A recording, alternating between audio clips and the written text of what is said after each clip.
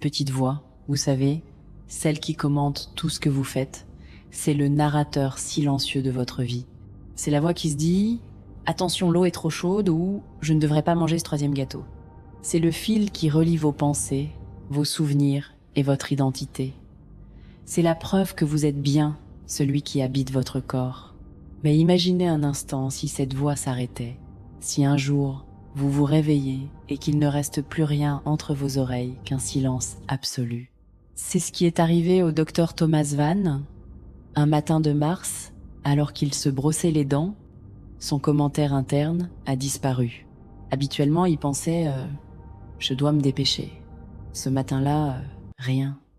Juste la sensation de la brosse, la vue du miroir, le son de l'eau. Il s'est dit que c'était peu être la fatigue. Mais c'était pas de la fatigue. C'était le début du vide. Dans les jours qui ont suivi, le silence est devenu une prison. Thomas ne pouvait plus se projeter dans l'avenir.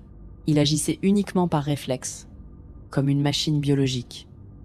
Il voyait son café et le buvait, mais il n'avait pas la pensée « j'ai soif ». Son corps fonctionnait, mais son moi, l'observateur, s'étiolait. Il a commencé à se sentir déconnecté de ses propres émotions. Il voyait sa femme pleurer devant un film triste, mais intérieurement il ne ressentait rien. Il était spectateur de son propre corps. Puis, les choses ont empiré.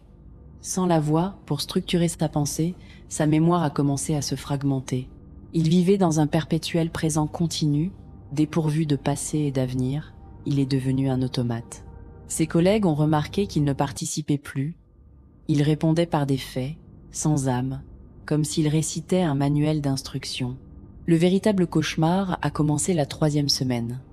Thomas était assis dans son salon, fixant le vide, cherchant désespérément un bruit, et c'est là qu'il l'a entendu. Une voix, mais c'était pas la sienne, une voix, froide, métallique. Elle a dit « Le sujet est prêt ». Thomas s'est figé.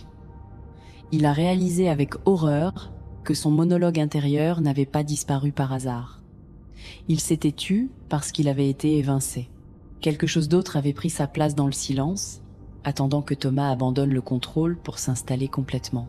Il a essayé de crier. « Je suis Thomas, je suis vivant ». Mais la voix étrangère a ri. Thomas est parti. Il n'y a plus de place ici pour deux. Le lendemain matin, Thomas s'est levé. Il s'est habillé. Il est allé travailler. Il a souri à ses collègues. Mais dans ses yeux, il n'y avait plus de lueur. La voix intérieure était revenue, mais ce n'était plus la sienne.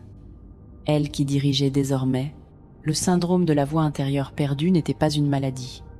C'était une prise de possession silencieuse. Thomas est mort le jour où il a cessé de s'écouter penser. Merci d'avoir regardé. À très bientôt.